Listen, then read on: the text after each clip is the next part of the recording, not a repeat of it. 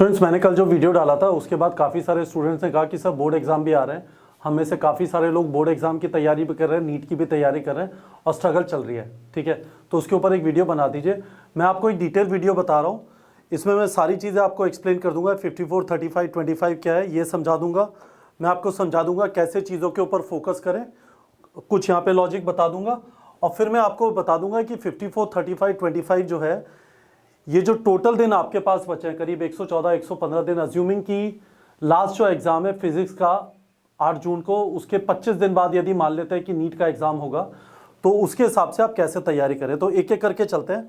As usual मेरे video कुछ ढिंचैक नहीं होगा इसमें, पर आप ध्यान से समझेंगे तो आपको समझ में आ जाएगा। एक और मेरा चैलेंज समझ लीजिए, जब मैं आपके लिए वीडियो बना रहा हूँ तो मैं हर एक बच्चे की अलग अलग सिचुएशन हो सकती है। किसी का सिलेबस खत्म हो गया है, किसी का सिलेबस अभी खत्म होना बाकी है, ऐसे भी लोग हो सकते हैं जिन्होंने बिल्कुल पढ़ाई नहीं की है और आप कुछ करने की कोशिश कर रहे हैं। तो आप अपने हिसाब से फिगर आउट कर लीजिएगा कि आपके लिए क्या बेस्ट वर्क करता है। मैं आपको इस वाले वीडियो में एक जनरल रिकमेंडेशन, एक जनरल गाइडलाइन दे रहा हूँ। ठीक है, पहली चीज ये समझ लीजिए कि आप किसी और से खुद को कंपेयर मत करिए, उससे कोई फायदा नहीं होगा, सिर्फ डिमोटिवेशन होगा। बेमतलब में आप किसी और की चीज अपने ऊपर लगाने की कोशिश करेंगे, उससे कोई फायदा नहीं होगा। तो पहली चीज अपने दिमाग में यह बैठा लीजिए, आपको किसी और से खुद को कंपेयर नहीं करना। दूसरी चीज, आप ऐसे सोच लीजिए कि आपके पास 54 डेज, ये तो एक फैक्ट है क्योंकि बोर्ड एग्जाम की डेट फ्रोजन है। ये मैं सीबीएसई के हिसाब से बात कर रहा हूं, बाय द वे। अलग अलग स्टेट बोर्ड्स का थोड़ा अलग अलग है, महाराष्ट्र का जल्दी खत्म हो रहा है, बंगाल का लेट खत्म हो रहा है। मैं सीबीएसई के हिसाब से बात कर रहा हूँ। 54 डेज 4 मई से पहले बचे हैं, 4 मई से 8 जून 35 दिन, और 8 जून के बाद नीट की डेट अभी आई नहीं है, मोटा मोटा 25 से 30 दिन मान लीजिए। ठीक है, तो आपके पास इतने दिन अवेलेबल हैं नीट और बोर्ड एग्जाम की टोटल तैयारी करने के लिए। ये वापस मैंने सीबीएसई वाली डेट्स लिख दी हैं।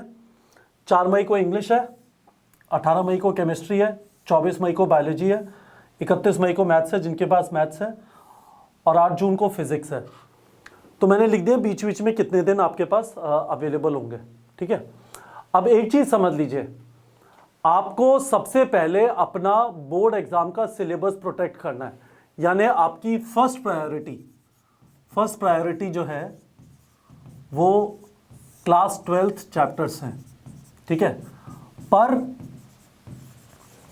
यहां पे एक क्लासिफिकेशन हो जाता है। यदि कुछ स्टूडेंट्स हैं जिन्होंने बिल्कुल भी नीट की तैयारी अभी तक नहीं की है, मैं उनको रेकमेंड करूंगा आप बोर्ड एग्जाम की अच्छी तरह तैयारी कर लीजिए। आपका नीट में होना बहुत मुश्किल है इस साल, और कोई बात नहीं, ऐसे बहुत सारे स्टूडेंट्स होते हैं जो 11th में मैनेज नहीं कर पाते स्कूल और नीट की प्रेपरेशन रोक देते हैं, फिर 12th के अंदर सिर्फ 12th की पढ़ाई करते हैं, नीट की तैयारी नहीं कर पाते। आप परेशान मत होइए, ऐसा नहीं है कि इस बार सिलेक्शन होना जरूरी है। आप अपने बोर्ड एग्जाम की तरफ फोकस करिए, अच्छी तरह बोर्ड एग्जाम की तैयारी करिए।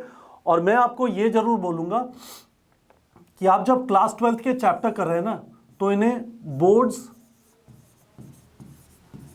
और नीट दोनों के हिसाब से करिए। ठीक है, जो भी मैं चीज बता रहा हूं इस वाले वीडियो के अंदर, इसमें यह अजम्पशन मान लीजिए कि मैं आपसे कह रहा हूं बोर्ड और नीट दोनों के हिसाब से तैयारी करिए, क्योंकि आपका थ्योरी पोर्शन सेम है, दोनों एनसीईआरटी बेस्ड एग्जाम्स हैं। बोर्ड के लिए आपको सब्जेक्टिव क्वेश्चन करने है ना, और नीट के लिए आपको एमसीक्यूज करना है। ठीक है, तो इस बात का ध्यान रखिएगा। इसका मतलब यह है कि यदि आप कर रहे हैं, वीडियो देखते हुए नोट्स लिया, एनसीईआरटी का रीडिंग किया, उसके बाद क्वेश्चन प्रैक्टिस किया, सब्जेक्टिव और एमसीक्यू, सब्जेक्टिव का मतलब एनसीईआरटी के पीछे के सवाल, और उसके बाद आपने टेस्ट दिया। ठीक है, तो ये कहानी है, आपकी पहली प्रायोरिटी ये होगी। ठीक है, उसके बाद सेकंड प्रायोरिटी, यदि आपके क्लास 12th के चैप्टर अच्छे हो गए, उसके बाद आप कनेक्शन चैप्टर्स करेंगे। मैं आपको connection chapters of class 11th, जो चैप्टर्स खासकर फिजिक्स और केमिस्ट्री में जो चैप्टर्स आपकी 12th के प्रिपरेशन में भी हेल्प करेंगे, उसके बाद वो वाले चैप्टर्स करेंगे।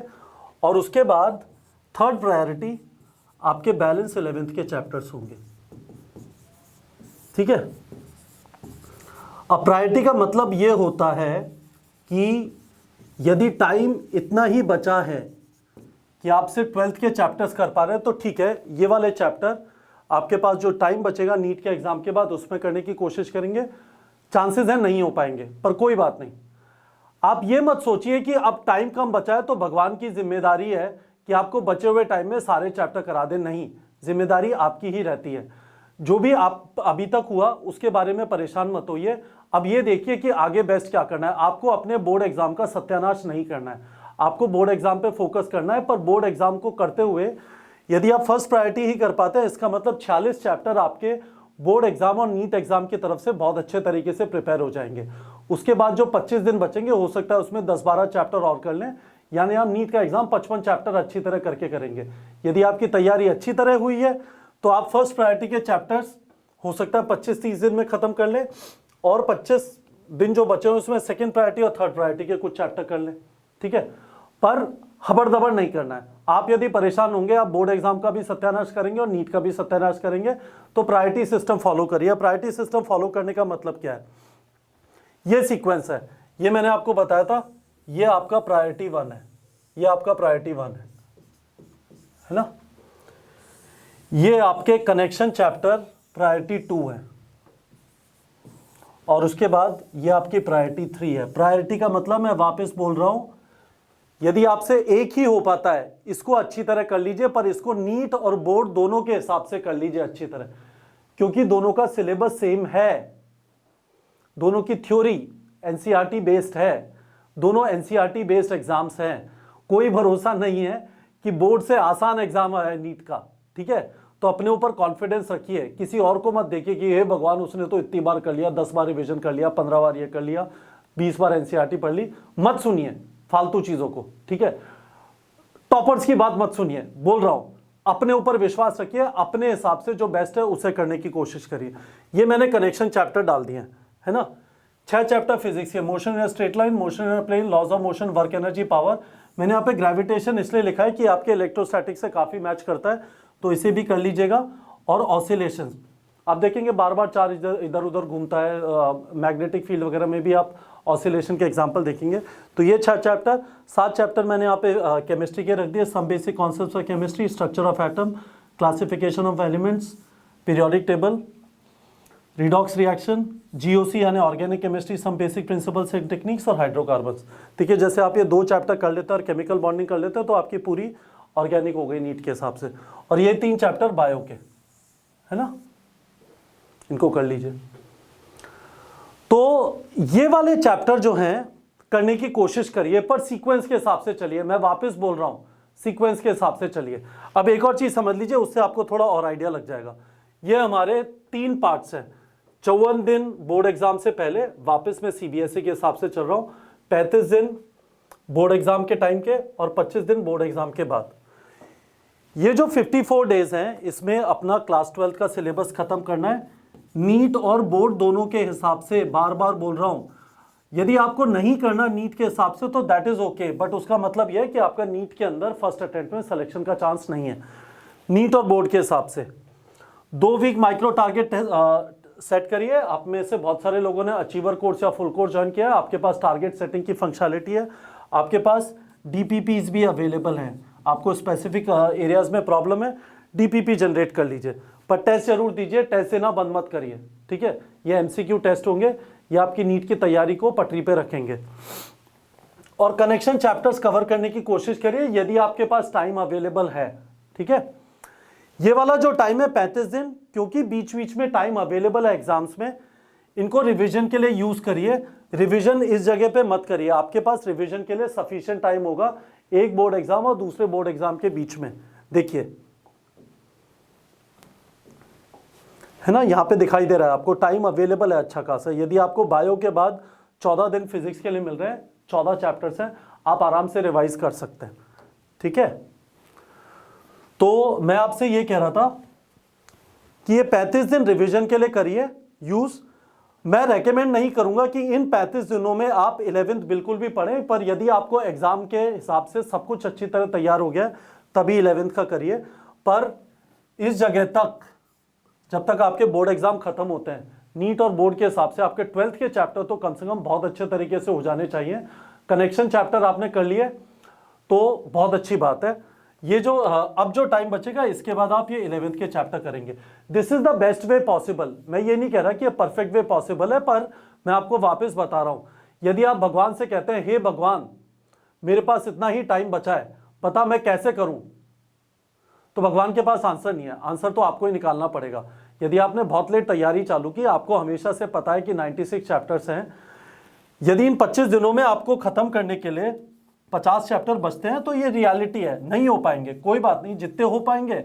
फर्स्ट अटेम्प्ट में मेरा भी सिलेक्शन नहीं हुआ था आईआईटी में, आपका भी सिलेक्शन नहीं होगा नीट में, कोई परेशान होने की बात नहीं है। ड्रॉप करके एक बार ड्रॉप किया, सिलेक्शन हो गया, आपका भी हो जाएगा। तो परेशान मत होइए, शांति से तैयारी करिए, ठीक है। पर अपनी जो बेसिक चीज़ें हैं उनका ध्यान रखना है, आपको कंटिन्यूसली मॉक टेस्ट देते रहना है। मॉक टेस्ट से पहले आपने डिसाइड कर लिया मॉक टेस्ट का क्या सिलेबस होगा, सिलेबस कंप्लीट किया, सिलेबस का रिवीजन किया, और मॉक टेस्ट के बाद अपने वीक एरिया आइडेंटिफाई कर लिया और अगले मॉक टेस्ट से पहले फिक्स कर लिया।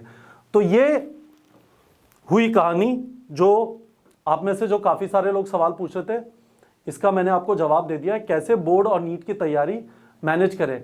मैं 2 चीज़ें बता देना चाहता हूँ। इस वीडियो का पर्पज़ ये नहीं है कि जितना टाइम बचा है, यदि आपने बिल्कुल भी तैयारी नहीं की तो कैसे आपकी पूरी तैयारी होगी, नहीं हो पाएगी पूरी तैयारी।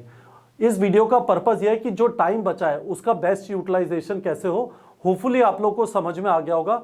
मुझे वीडियो के कमेंट सेक्शन में बता दीजिए यदि आपको समझ में नहीं आया। पर मैं वापस बता रहा हूँ, जब आप बोर्ड की तैयारी कर रहे हैं और यदि आपको नीट एग्जाम देना है, प्रॉपरली देना है, तो ये नहीं होना चाहिए कि सिर्फ बोर्ड एग्जाम की तैयारी की और साथ में नीट के लिए एमसीक्यूज आपने नहीं लगाए, फिर आपका नीट में सिलेक्शन का चांस एब्सोल्युटली जीरो है। आप इस बात को भी ध्यान रखिए, ऐसा हो सकता है कि नीट का एग्जाम बोर्ड एग्जाम से सिंपल हो, ठीक है। तो अच्छी तरह तैयारी करेंगे बोर्ड एग्जाम की, नीट के पर्सपेक्टिव से भी एमसीक्यूज करके, तो हो सकता है कि आपका नीट के अंदर अच्छा चांस रहे। उस चांस को गवाइए मत, शांति से तैयारी करिए, शांत मन से। अपने आप को किसी और से कंपेयर मत करिए और अपनी तैयारी के 14-14 दिन का माइक्रो टारगेट सेट करिए, मॉक टेस्ट दिए जाइए और आगे बढ़े जाइए, ठीक है बच्चों।